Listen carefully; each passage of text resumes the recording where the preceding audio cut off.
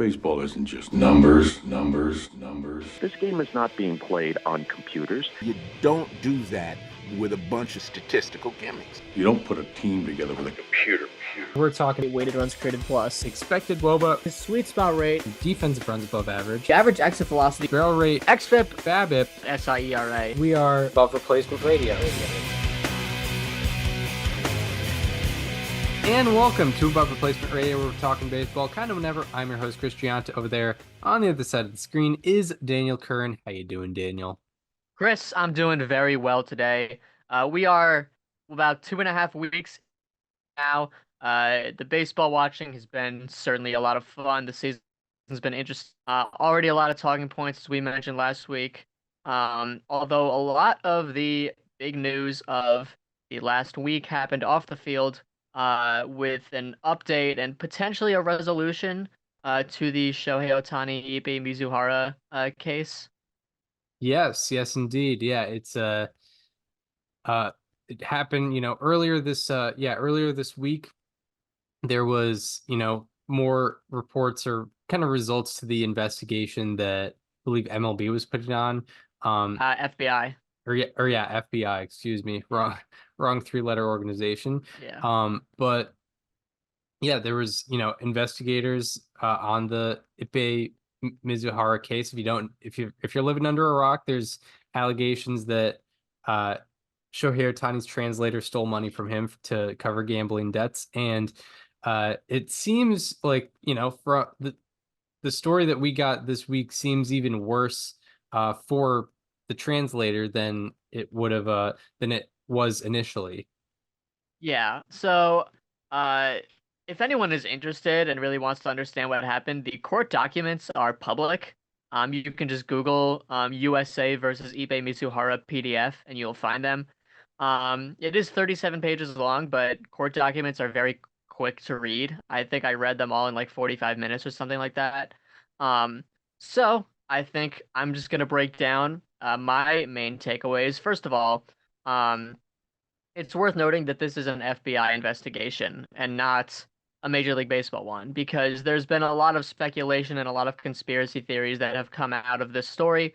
And anyone, like, the conspiracy theories have only gotten louder because Shohei Ohtani was pretty much found to be completely and entirely innocent in this entire thing. So people are like, oh, he paid off the feds, which, I think the FBI has handled much more consequential cases than this one. If they're gonna destroy their own reputation by accepting payments, I don't think it would be to save a baseball player, because as baseball fans, it's very easy to see Shohei Ohtani as more than just a baseball player, because he is to us, right? Like, he's, he's the most unique player that we've seen. Sometimes he's maybe the most talented player in the last 100 years. But this is the FBI, right? Like, they've handled so much bigger cases than this. So, Shohei Ohtani really is just a baseball player to them. Yeah, exactly. And I'm not one to refrain from donning a tinfoil hat. I enjoy dabbling into some independent thought, I guess. Maybe would be the nice way to put it. But considering, like, in order for this to be sort of a conspiracy and be a real cover-up for Shohei Ohtani, it would have to be very, very well executed. And it just, like, there's aren't really any holes that I can poke into in which Shohei Ohtani is really involved at all. Yeah, and I agree. And honestly, that was, I think, kind of my stance for a while on this, because after the initial reports had come out just before opening day about this scandal, a lot of Shohei Ohtani did a press conference at Dodger Stadium. He didn't take questions. He just spoke through his new translator. And if you've ever seen a press conference from somebody that is under investigation or in the middle of a lawsuit, you know that there's usually not anything that comes out of that. Like, I am in journalism now, and I've dealt with stuff like that, so I can for certain tell you that trying to get answers from people in that situation is basically impossible. Because you usually just let the things play out and say as little as you can to potentially open yourself up to anything that could be used against you. So when Shohei called this press conference, I was just expecting I was made aware of this and that. The league is investigating. I will comment further after it comes out. That's what you usually say in that case. That's what I thought Shohei was going to say. I thought it was going to be like a 2-minute press conference. And he ended up going on for like 10 minutes saying that Ippei had lied to him, that he had stole from him, that he was not made aware of any of this, and that he trusted Ippei. And he said all of these things. And in that moment, I knew like he can't have anything to hide because when you are under investigation, if you're going to say something like that, like you better be right. Because if the investigation had come back and revealed that Shohei Ohtani played a part in this, like that's a defamation lawsuit right there, right? Like that's Shohei Ohtani outright defaming Ippei in a case where it would have turned out to be false. So the fact that he said that made me think, okay, he probably has nothing to hide because he didn't have to say any of that stuff, but he did. Yeah, for sure, for sure. Yeah, it is a lot of the time when you encounter these situations, it's a lot of just kind of saying stuff without saying anything, but that seemed to have a lot of substance and yeah, and based on the reports, it seems pretty valid. I mean, what was the report that he ended up stealing 16 million, or was that yeah, he stole $16 million, as opposed to what was Four initially and a half reported. million. Yeah, initially reported or initially found 4.5 million. So yeah, I mean that is a very big deal. And yeah, seemed to just kind of behind his back. And weren't there? Yeah, obviously you know a little bit more, but there were details about um Mizuhara, intentionally not communicating stuff about Shohei Ohtani's like bank account and stuff like that. Yeah, so the biggest outlying question that existed in this case was, how did Ippei get access to Shohei's bank account, and how did Shohei not see the money coming out of his account? And it's a valid question, and we kind of get our answer here. And everything is listed, like it all makes sense because in March of 2018, which if you're a baseball fan, you know that's when Shohei Ohtani began his professional career. Like it was his first spring training, it was his first time living in the States. I would imagine he probably still lived in Japan in the 2017 to 18 offseason. Um, but in March of 2018, Ippei and Shohei went to the bank together to create a bank account for Shohei Ohtani.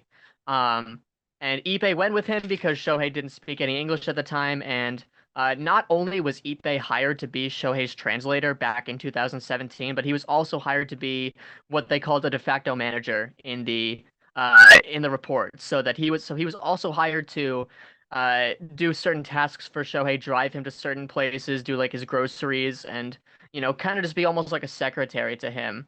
So Ippei was so much more. I mean, we baseball fans know this, but Ippei was so much more than just an interpreter for Shohei. A lot of outsiders saw this and thought, really, just like a translator? How does the translator? That's because you'd see that and you think that's just a job. And Shohei and Ippei were best friends. Like they met in 2013. Ippei went to Shohei in 2017 when he was coming over and said, "Hey, I know fluent English. Can I please be your translator?" Shohei Ohtani said yes, and the rest is history. So Ippei went with Shohei to create this bank account, which means he was present for putting his name on it, for getting the account number, obviously the bank itself. Like Ippei had already had access to all the information regarding the account, and the gambling allegedly started in late 2021, like around the time that Shohei was wrapping up his first MVP season. Um, I believe the first bet he placed was in September of 2021. I think that's what it was.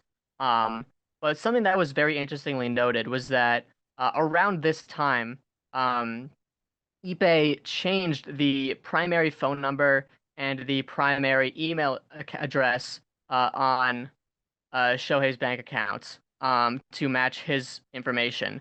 And he also turned off phone notifications for the bank whenever transactions go through. Like for example, if you have Venmo, right, and you do a transaction, you'll get an email immediately after on your phone being like, from Venmo, this money was just transferred over, right? Ippei disabled that on Shohei's device, um, so that he wasn't getting notifications regarding any transactions that had gone on involving his account. Another thing that was noted was that um, Shohei's bank account was not used via the internet. If Shohei was using the account, it was typically used. Um, it was typically used like on the computer, I assume, or just going to the bank outright. I think it was probably the latter. It was probably just him going to the bank outright and doing things. And apparently, according to the court documents, the internet usage on the bank account started ramping up the moment that Ippei changed this information, which lines up with when he started gambling. So Ippei wanted to start gambling. This is the presumed uh, conclusion is that Ippei wanted to start gambling. He changed the information on Shohei's account and changed the information so that Shohei wasn't getting notified when his transactions were being done on his account.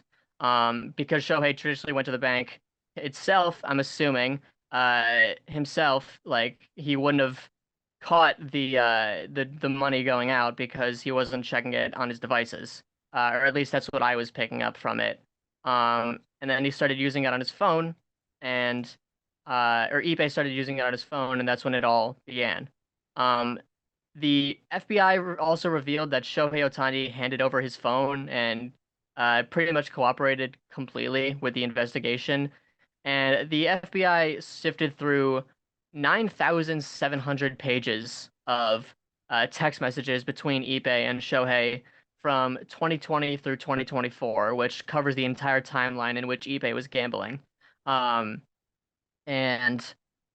nothing was said about sports betting, nothing was said about illegal bookmakers, nothing was said about odds, wagers, nothing was said about his personal bank account because Shohei hired a lot of other financial advisors to deal with other financial assets of his, whether it be his MLB salary, his endorsement, money, things like that. And I guess those advisors had asked Ippei to access his personal bank account, the one that the money was taken from. And Ippei had said to them that Shohei insisted that that account remained private and only the two of them had access to it, which Shohei never said to Ippei, according to these reports. So Ippei intentionally kept the bank account private that he was taking money from. Shohei was not aware because, from my understanding, it sounded like he never really used the account via the internet to begin with. And that's how Ippei was able to steal this money without him noticing. Yeah, I don't know. There's probably other things that I missed, but those were kind of the main takeaways, and it really does seem like Shohei actually had no involvement whatsoever. Yeah, no. Well done explanation there. Yeah, the like that kind of learning all that kind of makes sense of all this because I think there's a lot of people thinking like, oh, you're Shohei Ohtani, you're the best MLB player in the world, making all this money. Like, how do you not know what's going on with your financials? Well, he was, lied and misled and led on by someone who, probably one of the people he trusted the most, if not trusted the most in the world. And, just was completely bamboozled. And, luckily luckily for Shohei, that's all kind of sorted out for him now. But yeah, I mean, just, yeah, not a fun experience to just get completely betrayed like that. If anyone that's listening is interested, I would genuinely recommend reading through the court documents because it won't take that long and it's also just such a wild story. Like there was never really a scenario in which the results of this were going to come back and it wasn't going to be crazy in any sort of way. But genuinely, this is one of the craziest sports scandals, or at least baseball scandals, I think that we've seen in our lifetimes. And that is saying something because there have been a lot of baseball scandals in our lifetimes. People forget, I think people forget because of how many scandals ago it was, the biogenesis scandal and the way that that all got out is one of the craziest stories. They literally made a documentary about it. Highly recommend that one as well. Screwball. Um, there was the Astros, there was the sticky stuff, there was the fact that MLB like allegedly was using two different baseballs during parts of the season. There's the juice balls conspiracy theory. There's this. Like there is so much craziness that has happened within baseball in the last, decade plus. And this is right up there. Like genuinely, they could make a documentary about this one too Yeah, very easily, because very of how easily. nuts it is. Yeah. Um, because Ippei also was just like legendarily bad at gambling. Um, and he put a lot of money down. Like the highest wager he made, I think, was like $160,000. The lowest was $10. I really want to believe the $10 bet was like he was so badly in a slump and he was like, I need something to get me out. I don't really know though.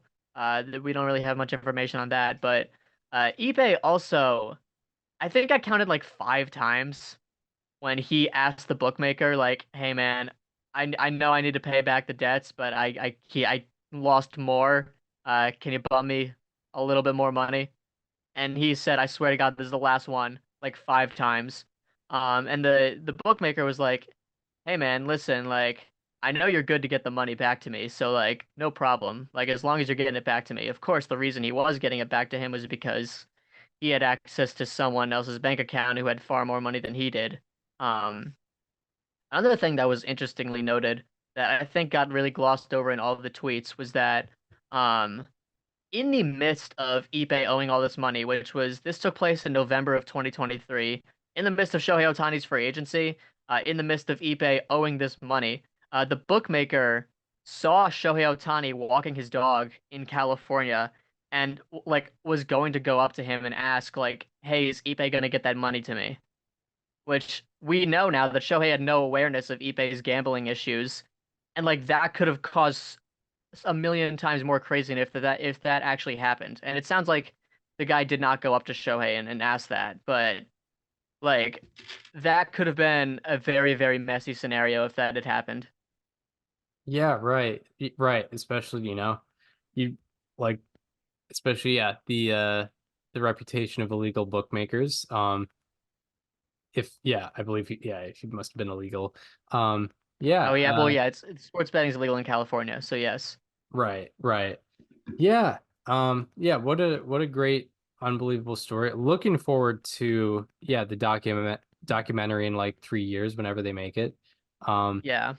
the and yeah, the memes will be nice. I do love that this guy is going to be like the face of gambling memes. Um it's going to be fun.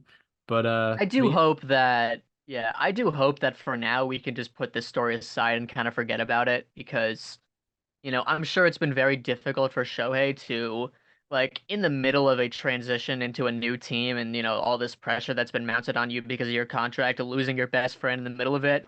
Not only losing your best friend, but finding out that he, like, completely betrayed your trust and stole $16 million from you. Um, like, I can't imagine what that's been like, but he does have an OPS above 1100, I believe, so yeah, that's I'm pretty good. through all of this, go to the YouTube channel to check out. Through all of this, Shohei Ohtani is still looking Yup. like this. Yup. With Yeah.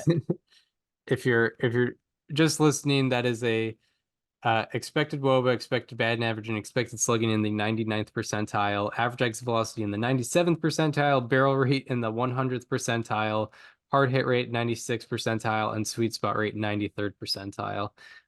So yeah, he is yeah, it's not affecting his field performance, which is pretty nuts. Yeah, 24% barrel rate. He's doing just fine. So yeah, good for him. Uh now Yeah. he's not gonna have that distraction at all. Yeah. Um In all seriousness though, if you are interested, read the court documents. Highly, highly recommend. Like I said, it will not take you that long. Court documents are they're very concise, they get to the point. Some of it you can also kind of skip over because there's a lot just talking about the details of the like illegal bookmaking scheme that had been going on I think since 2019 and like you can kind of skip over that part if you really just want to get to the Shohei and Ippei stuff. It's also kind of funny because, they don't name Shohei Ohtani in the documents, obviously, because he's a victim here, and like all victims, he gets treated like someone who gets the privacy that they deserve. Of course, if you're reading it, you understand who Shohei Ohtani is, but they just, it's very funny seeing them describe Victim A as they call him, where it's like Victim A is a professional baseball player. He's been playing since 2018. he recently signed a contract with a team in Southern California, where when he was previously playing for another team in Southern California. Yeah. I, yeah, it makes me wonder if there's anyone else with that Hang on, yeah, I want to find it. with those measurables or whatever you might call it. Between November of 2021 and January 2024, more than $16 million was transferred via wire from a checking account belonging to victim A professional baseball player with an account ending in X5848, which is Shohei Ohtani's bank account, held at domestic financial institution, which is Bank A, held at the domestic, or sorry, these funds were transferred to bank accounts associates with an operator of an illegal sportsbook, Bookmaker One. And by the way, something that I just completely glossed over, forgot to mention, the fact that Ippei impersonated Shohei Ohtani when he was calling the bank to like confirm these transactions, completely forgot to mention that. Also a wild part of this whole thing. Yeah. Yeah. Yeah, that's pretty unbelievable. That's yeah. Here's what I'm genuinely curious about though, because in 2018, Ippei went with Shohei to set up the bank account because uh because Shohei didn't really speak a lot of English at the time. And from what I understand, his English has gotten better, but I believe the court documents say that he still speaks limited English. So like when Ippei was talking to the bank, like pretending to be Shohei, was he talking to a bank teller that also knew fluent Japanese and just speaking in Japanese, or was he speaking in like a little more broken English? Yeah, I mean, Like that's something that obviously, I'm not. It doesn't really matter, but I am very curious. Like, how did yeah, that happen? obviously the broken English one would be kind of more it would, you know, it would be a little bit more interesting to do that approach. But Yeah, yeah, I mean, considering the bank, I don't I mean, it would be hard to imagine that he'd have a Japanese speaking bank teller, but who knows? yeah, because the bank was in the U.S. I'm assuming. I mean, Right. like the initial. I'm assuming the initial bank they went to might have been. Well, it was definitely on the West Coast, Arizona, Anaheim, LA, wherever. I'm sure it's like a large bank chain where you can go anywhere. Right. Yeah, Um, yeah. yeah, no, I mean it's a wild story. Like genuinely, there is so much craziness to it. Um, which is why I still don't really understand the conspiracy theories because it's like we already have this insane story. Why do we need to make it more insane by suggesting that Shohei was somehow in on it? Yeah, I mean, I think naturally when you're at the top of something, people kind of have the Mm-hmm. inclination to want to tear that down. Especially like Shohei Ohtani, we haven't like there's always been, a best player in baseball, but nothing like Shohei Ohtani like not even talent-wise, but in terms of how he does it, obviously pitching and hitting, he's kind of become a bit of a mythical figure, and I think the opportunity to try and like um diminish that is sort of attractive sometimes. Real quick, I'm just reading this right now. In or about 2018, Mizuhara accompanied victim A to a Bank A branch in Arizona, which is just answer the question I had initially, to assist victim A in opening the X5848 account, then translated for victim A when setting up the account details. So like there you go. Like that's how did Ippei have access to show his bank account? Well, because he went with him to set it up. Yep. Yep. Like that's it right there. Like Yeah. he had the account details from literally day one. Yep. Um, yeah, Anything more on on the on the story? yeah. I mean, I think probably not, right? I mean, I feel like we got it all as of right Yeah. now. But yeah, no, this was such a wild story. Um, and like, yeah, I think it is when it comes to pass, like this needs to be told in greater detail, like in some form of a documentary, I think, because it is legitimately one of the craziest baseball scandals that we've ever seen. Like, I think it's up there with biogenesis. which was Yeah, already for like sure. biogenesis was crazy, not in the fact that a lot of baseball players got suspended, but in how it all went down. Like I know Chris that you've seen Screwball. Like if you watch Screwball, you know that it had not like it getting leaked had nothing to actually do with Alex Rodriguez, with Ryan Braun, with any of those guys that got suspended via Tony Bosch's fake doctor scheme. It was just a guy that was upset that Tony didn't have his money, like a random guy that looked like Mike Golick. Yeah. Um, yeah, pretty. Yeah, that was a great documentary. But yeah, hopefully we get some version of that for this story. Yeah. Um, Um, in terms of Ippei's like discipline, I know he already was. I think he was released on bail. So I don't know. Like there are a lot of people being like, "Oh my God, send him to jail for life." No, I don't. I don't think that's reasonable. I don't even think Shohei would really want that. I just No, think I he think wants Shohei would him be not like, involved in his life. yeah, I think Shohei would be like, please, man, just like go figure out something else to do in life, because it's not gonna be this anymore. I do wonder if Shohei like posted the bail. Probably not. I would imagine he was legally advised to not do that. True. Yeah. And it's also like wouldn't help with the conspiracy Yeah, theories and stuff. Um, yeah. So I don't know.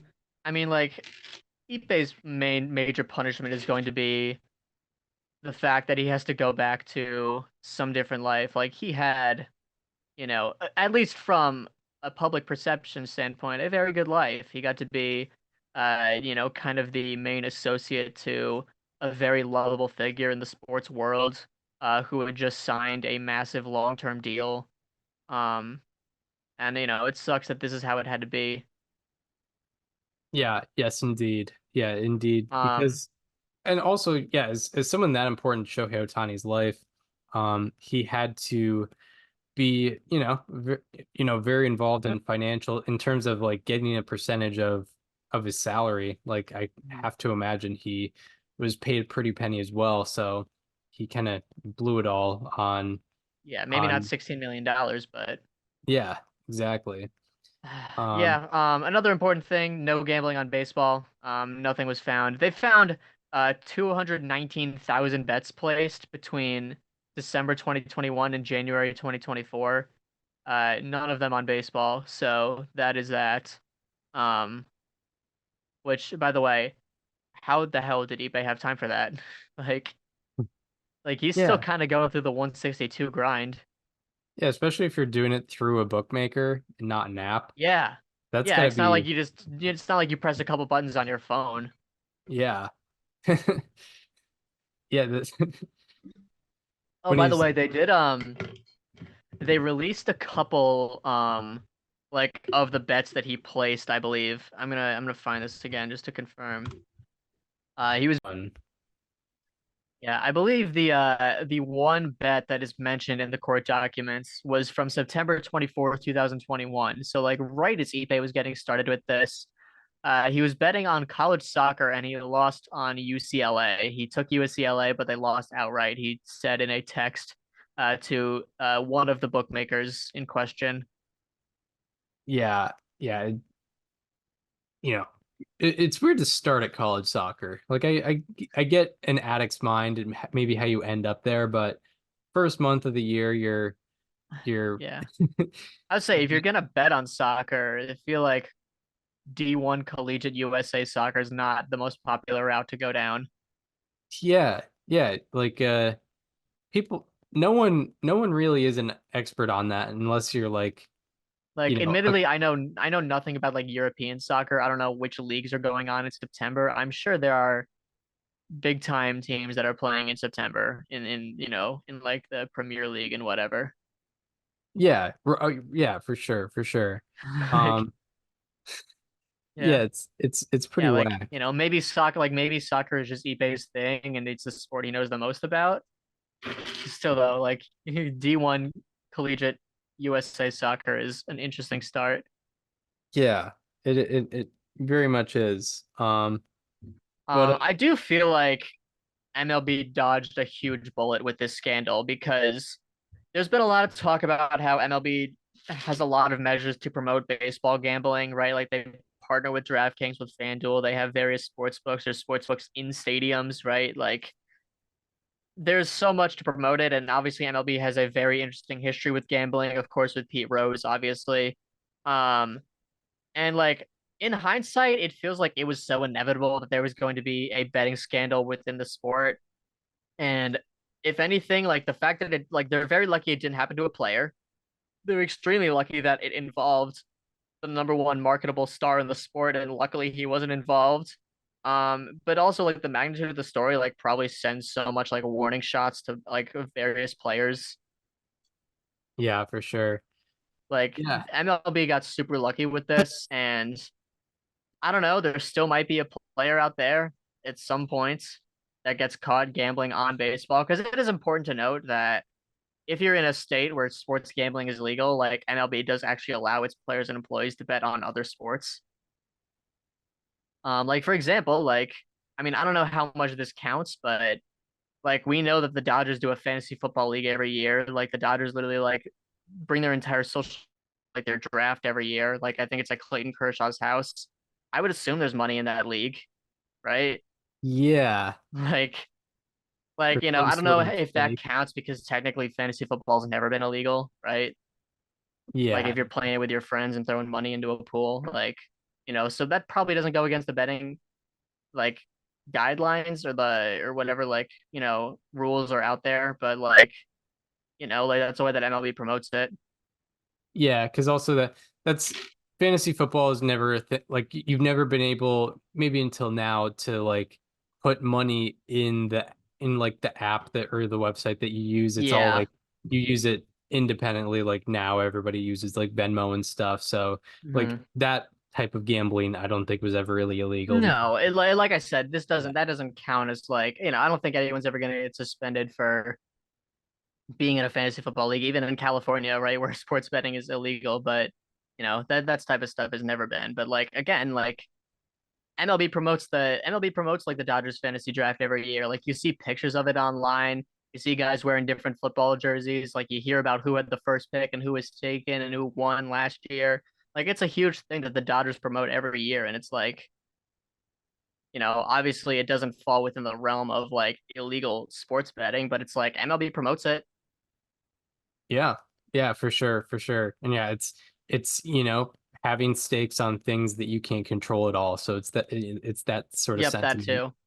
Yeah, Um, unless, you know, unless Clayton Kershaw's like telling Matthew Stafford to throw interceptions because he's facing him this week, yeah. which, you know, I don't think that's happening. No, No no. reason to believe that. Um, That would be an interesting scandal one day. that would also be pretty documentary worthy, yeah. Yeah. Um, Like famous rich person bribes athlete to not do well. that is, yeah, that would be something. It would take a I lot mean, to bribe.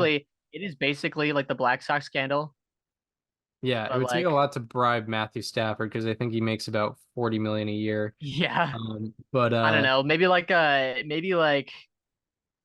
top draft pick that's on like their first contract. Like yeah, if someone like gets a hold of Caleb Williams yeah. or whatever. Right, for sure, for sure. Yeah, like Dansby Swanson's in a fantasy draft and he's like, "Hey Yeah. Caleb, you can Yeah, take he a gets chunk of drafted my by the Bears. you can take a chunk of my 177. Uh you got to take a fall here against the Packers." Exactly. Um yeah, so yeah, anything more on the Shohei Ohtani Ippei Mizuhara saga? No, I think that's it. I mean, I think it's good for baseball that Shohei wasn't involved. It's very bad that this happened. Like, I don't know. I think that just the bottom line is that it's not a good story. Like, it is very unfortunate that this all happened. I'm sad that Shohei had to lose his best friend like that, right? Like, I don't know. Imagine losing your best friend because they betrayed your trust and stole a boatload of money from you. Like that's not good from anyone's perspective. And like it happened in a very public way to Shohei Ohtani, a guy who's always tried to keep his personal life, very private, right? Like Shohei has always wanted to just be a baseball player to the public. And I feel like this scandal has forced him to have to open up a little bit more than he wants to. Yeah, and that's kind of the thing that doesn't get talked about is like that human element of like, Yeah. yeah, even, no matter what money is involved, like having having anyone, most people probably have a best friend or a group of friends that they consider very close to them. Like if someone were to betray you like that, uh, I mean, especially a friend of that level, that is, psychologically kind of damaging. So hopefully, yeah, hopefully that isn't too huge of a burden. But I definitely get that is not something anyone really wants to deal with. Yeah, Um, I mean, up until like 2 months ago, Ippei was like the only friend we knew that Shohei had. Like obviously he recently announced his marriage, and we found out who his wife was. It's a professional Japanese basketball player, but like, like up until then, like we didn't know anything about Shohei other than oh, he hangs out with Ippei. Like Ippei, and this could be another element to this whole thing, but like Ippei quit his job with the Angels during the lockout so that he could remain in contact with Shohei, which now that you know that there was betting going on during the lockout, it makes you wonder, like, was part of Ippei's reason for quitting that job continuing to access Shohei's bank account? yeah, yeah, true. Yeah, you have to wonder.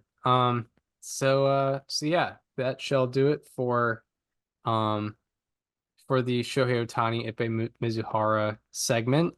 Um, but last on the subject board is the sometimes we talk about teams and what they're doing. It's hard to gauge right now, but a little bit of a surprise is coming out of Kansas City. They have won 8 of their last 9. The Royals have, and they swept the Astros in 4 games. Where are we kind of at on the Royals excitement scale? Yeah, I think I'm at like a 5 out of 10, right? Like they're doing a lot of things very well. I believe they have the most barrels in the league, which is, that's certainly very encouraging. That is very encouraging. Yeah. Um, I'm pulling up the numbers right now.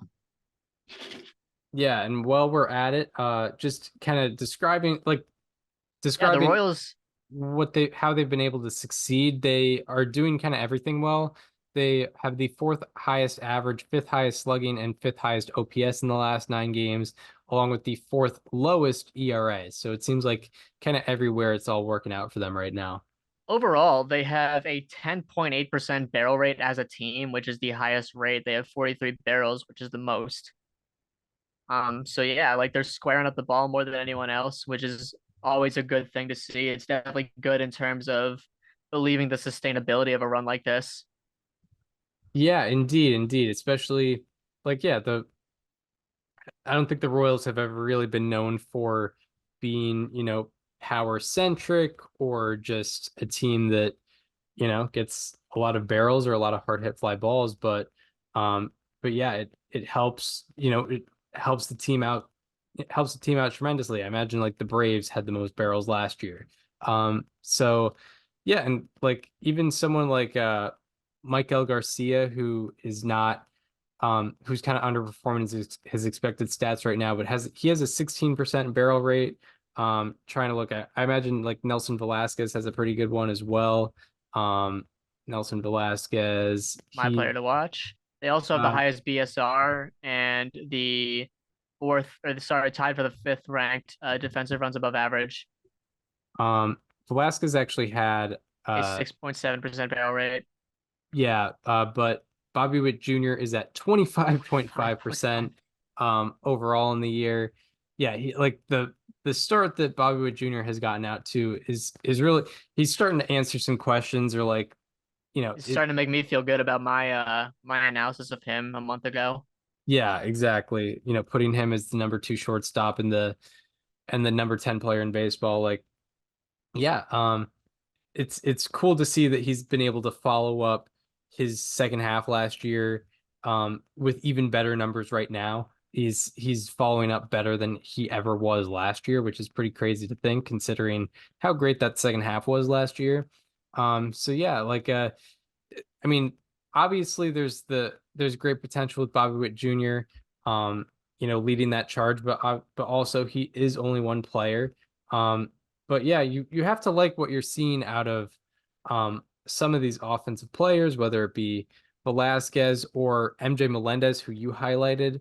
MJ Melendez specifically in these last 9 games has an 11-10 OPS, which leads the Royals. So yeah, I mean, I think what a lot of people were optimistic about with the Royals were the potential for breakouts, and they seem to be in place at the current moment, 15 At the games. moment, yeah, I don't want to jump to any conclusions right now because this is not the first time in the above replacement radio era that the Royals have gotten off to a hot start in April.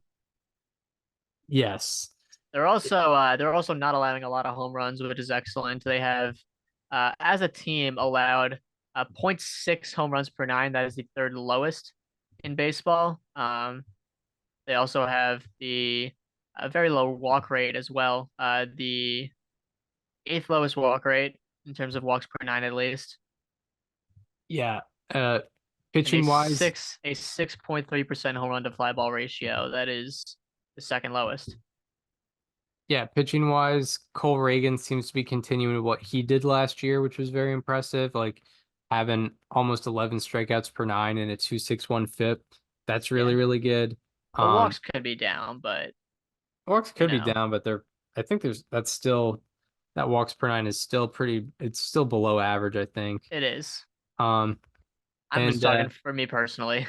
for you personally, Yeah, yeah, he should have 15 strikeouts per nine and zero. He should and have zero walked. walks per nine, zero. Yeah, Yeah, that would be preferable. Um, yeah, and even Michael Wacha, we like to meme on him, but so far 8.5 strikeouts per nine, 2 walks per nine, 0.5 home runs per nine, and a 2.75 FIP. But I know in his last, he didn't have a great last start. I mean, he's only had 3 starts, so we'll see how that goes along. But yeah, it's very encouraging from the Royals. And to kind of outlook what they have on deck, and seeing how long they may be able to go with this. I They mean they just have, swept the Astros in four, so yeah, who they do have knows?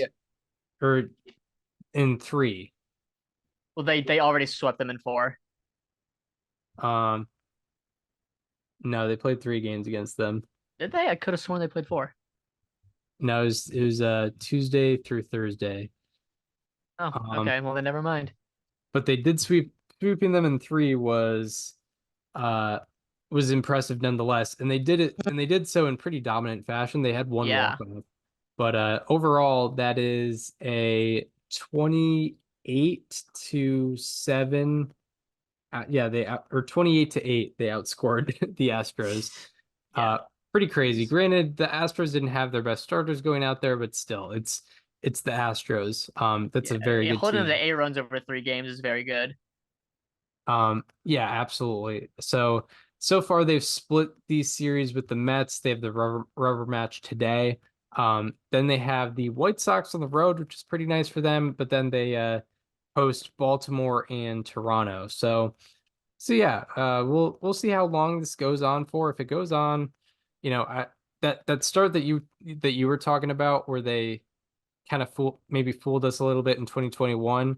That was their first 25 games of the year. So maybe if they carry it beyond 25 games, maybe we can start buying into this a little bit. For sure. We didn't even mention Brady Singer, by the way, who was a .98 ERA in 18 innings pitched.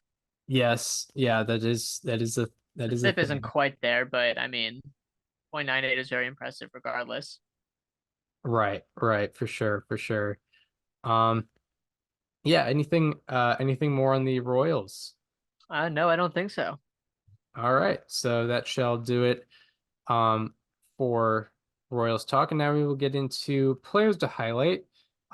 Starting with the lows, so we can end with the highs, but now we will get into our Sunday, April 14, 2024 edition of Slightly Alarming Statistics.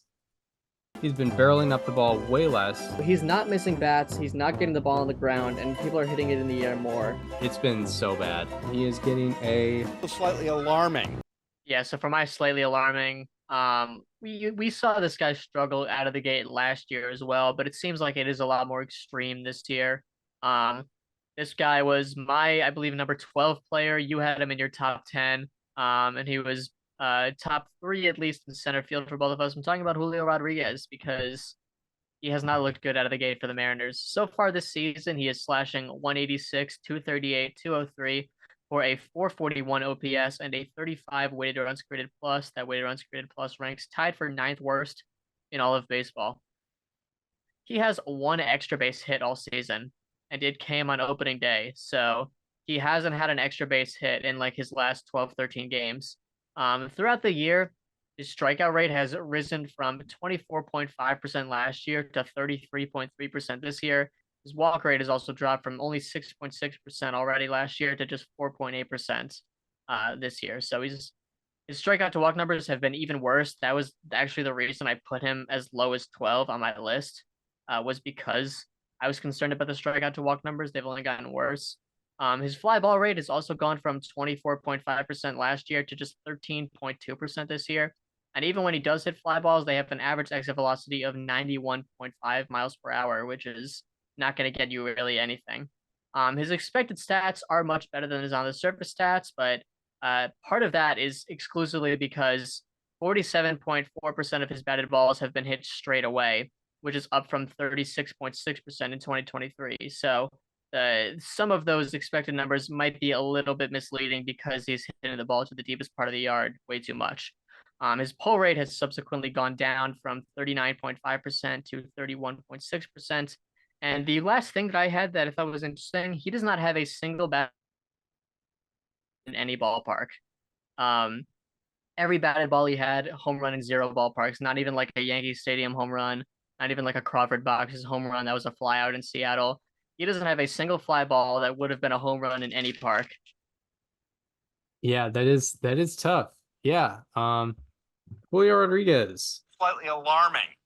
Yeah, yeah, not a great start to the year for Mr. J Rod. And yeah, the straightaway fly balls can definitely make those expected numbers look less relevant. So yeah, no home runs in any ballpark. That is tough. So yeah, my slightly alarming is someone who didn't look great last year, but in 2022 he was kind of a breakout, especially a guy who people were optimistic about because he was very young and breaking out. He was an all-star. He won a Silver Slugger. But starting out the year, this year, not very good. Talking about Alejandro Kirk of the Toronto Blue Jays. He is currently hitting 133 with a 333 OPS. And out of 189 qualifying hitters, he has the 3rd lowest on base percentage, lowest slugging percentage, and 2nd lowest OPS. Out of 223 hitters with 150 plus pitches seen, his expected slugging is 13th lowest and expected WOBA is 14th lowest. So on all fronts, actual numbers, expected numbers, not doing very well. Kirk's strikeout rate has gone from 11% last year to 18% this year. Still a good strikeout rate, but it's a good amount up from last year, and that he kind of thrives on being able to make contact. Also, his whiff rate has gone from 13% to 20%. Along with that, he's had a worse quality of contact. His sweet spot rate has gone from 32% last year to 27% this year. And along with that, he has a 54% ground ball rate, which is 35th highest out of 234 hitters with 25 plus batted balls. And that is especially not good considering Alejandro Kirk has a 4th percentile sprint speed. And that is part of why on ground balls, he is hitting and slugging 050. 20 ground balls, 1 total base on those ground balls because yeah, I mean, typically they don't get good results anyway, but when you're 4th percentile sprint speed, that is not a good recipe for success. So Alejandro Kirk. Slightly alarming. So yeah, that'll do it for Slightly Alarming. Now we go from the lows to the highs, where we are talking players or subjects that have been performing very well. Talking about our Sunday, April 14, 2024 edition of How About That? He's striking out less, walking more, and he's also making better contact. Turning into a strikeout machine just out of nowhere. He's been excellent all around this year. He is getting a... How about that? That is right. For my how about that, I'm staying in the AL West, going on the mound though. Talking about a guy that's looked really impressive after a down year. Last year, I'm talking about Reed Detmers of the Angels because he has looked really good in his 3 starts. One of them came against the Orioles, 2 came against the Red Sox. And after his first 3 starts, he is rocking a 104 ERA and a 146 FIP. He has yet to give up a home run and has a 31.3% K- walk rate, which is the 4th highest among all qualified starters. In his 3 starts, Detmers has upped the usage on his 4-seam fastball. He used it 43.2% of the time in 2023 and is using it 50.4% of the time in 2024. And so far, his 4-seamer has a 39.4% whiff rate against it, which is the highest among the 41 pitchers with at least 50 swings against their 4-seamer this year. And on, even when they do hit the ball, opponents are hitting 100 and slugging 150 against his fastball in 23 plate appearances ending on it. As for his secondary pitches, opponents have combined to hit 162 and slug 189 against his slider, curveball, and changeup. They have a combined whiff rate of 35.3%, which is above the major league average. He has also induced a lot of weak contact in these 3 starts. He had an average exit velocity against of 89.9 miles per hour in 2023, and it is down to just 85.9 miles per hour in 2024. It's gone down 4 miles an hour.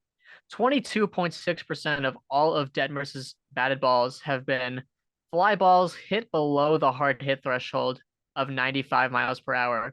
But just for context, since the start of 2023, the league-wide batting average and slugging percentage on those batted balls are 119 and 165, respectively.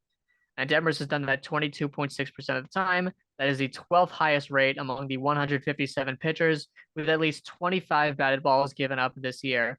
And Detmers is also dominating the strike zone a lot more than he has in years past. Although he's only thrown in the zone at a 45% clip, which is down from 51% last year, he's actually getting better results when he throws in the zone. In 2023, opponents had a zone contact rate of 79.9% against Detmers.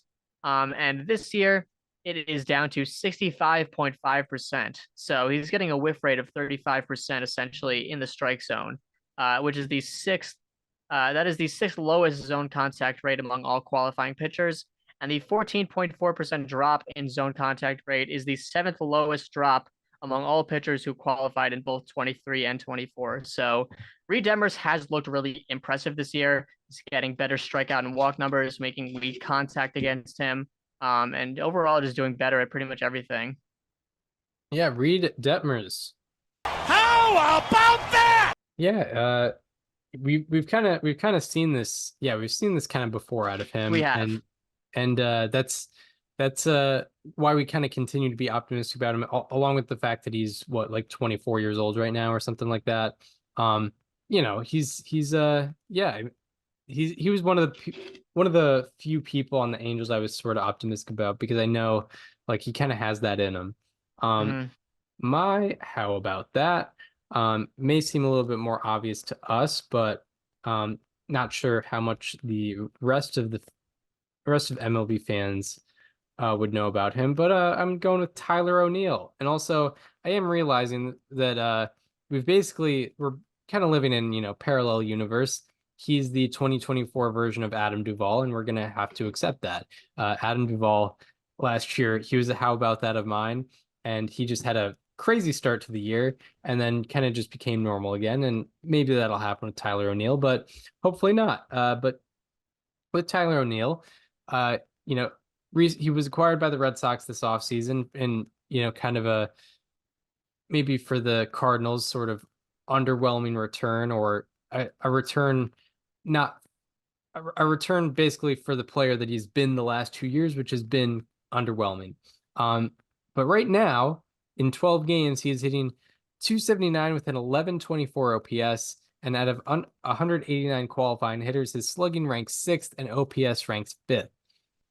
From last year to this year, his average exit velocity has gone from 89.2 miles per hour to 92.0 miles per hour.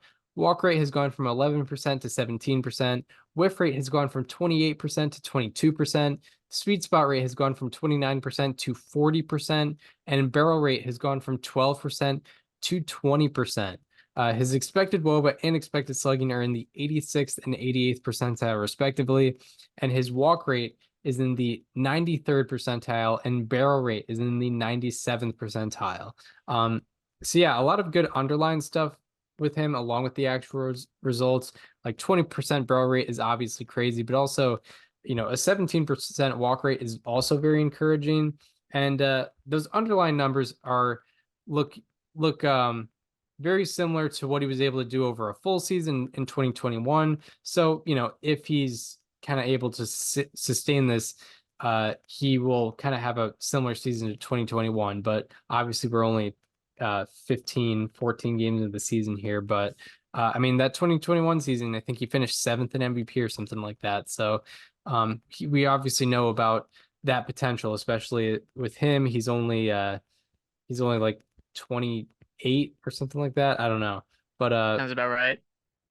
yeah, young, you know, young guy, kind of in where most guys' primes are.